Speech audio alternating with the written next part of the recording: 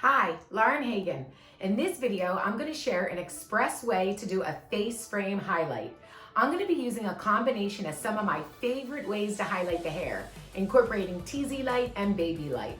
What I love about this technique, you can customize it and it's fast. Check it out. We begin by prepping the hair with detox. This will remove any oil or buildup. Now for our application, we're just going to be working with the sides and the top. You'll notice we've isolated the sides on both the right and the left. In the back, I've incorporated a little bit of the natural whirl so some color can spill in the back. Here's our sides and top.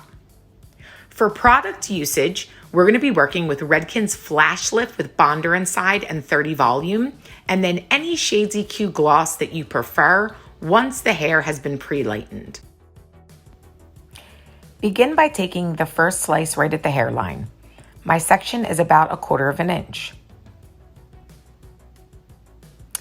You'll notice I then go through and weave the section.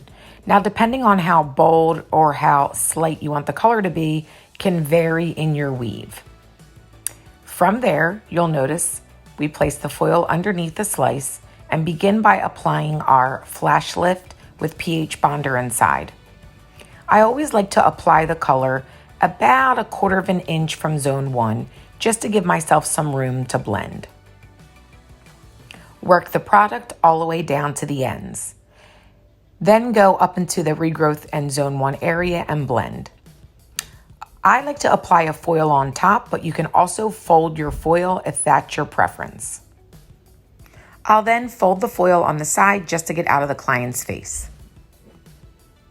Now, the remainder of the weave that's left, you can either leave out, you could place another color, or you could simply just do some Shades EQ clear for shine. Now, when we take the next slice, I'll repeat by weaving my section, but this time you'll notice that I choose to color the top of the weave rather than the bottom of the weave. I like to alternate this pattern, coloring the bottom of the weave, then the top of the weave as I work through the section. It just gives the overall end result more dimension and more softness. Here we go. Apply your lightener, leaving a little room in through zone 1 for blending. And you'll notice I turn my brush vertical just to blend that color up through zone 1. And we'll finish applying this through zones 2 and all the way down to zone 3. We'll continue this same exact pattern through both sides.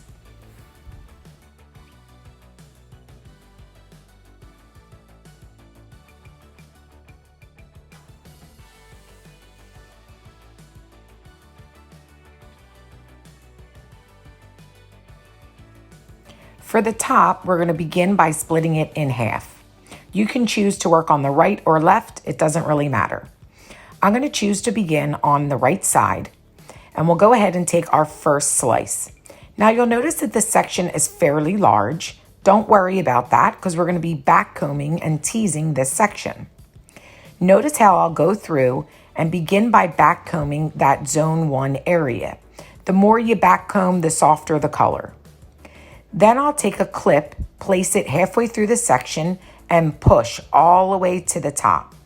This ensures that I'll have a really soft blend when applying my color or lightener. As I apply the lightener, again, leave a little bit of a space so you have some room for blending. Applying the lightener in through zones 2 and 3.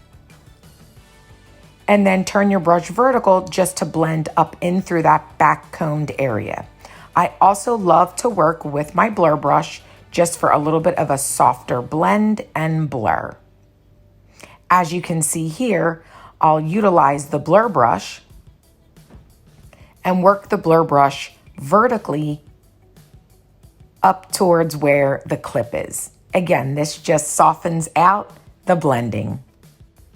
As we move on to the next section, this is where you can really use your own personal style, whether you want to leave the hair out, add another color, or continue with the lightener. I really love utilizing the clip halfway through the section and then pushing all the way up to the scalp. It really gives a great anchor to hold the hair in place and a really nice soft blend. I'm going to continue working this same teasing pattern through both the right and left sides of the top. You can choose to take bigger sections or smaller sections and also incorporate a low light color or a base color, or simply just stick with lightening the hair. For this density of hair, I winded up having about 4 sections on both the right and left side of the top. As you can see, we place our last foil, and here's what our client will look like as she sits and processes. Now, what I used as a pre-tone is our Color Extend Blondage shampoo and conditioner. This helped to tone the hair before doing a final glaze. For her blow dry, we utilized Pillow Proof Primer and one of my favorites, Velvet Gelatin 07. The two of these products give it a beautiful blowout. And here's the final end result. Big impact with minimal effort. This works both great if the hair is straight or worn with a wave.